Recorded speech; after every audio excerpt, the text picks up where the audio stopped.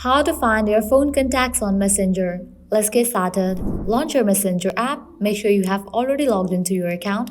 You'll land to the chat section. Now at the top left corner you can find three bars. Click on it. Click on the settings icon. Now over here you're going to find different sections. Navigate to the section of Account Center. Click on it. Now here towards the option of your information and permissions. Now open this option, Upload Contacts. Click on this Messenger option. Click on this option of Upload Contacts. Allow Messenger to access your contacts. Click on Continue. Click on OK. With that, you have just uploaded your contacts to your Messenger account. Now you can go ahead and click on the option of Manage Contacts. And in this page, you're going to find all of your contact list. Now you can hit back, and with that you will be able to find your phone contacts on Messenger. Well, this is how you can easily find your phone contacts on Messenger.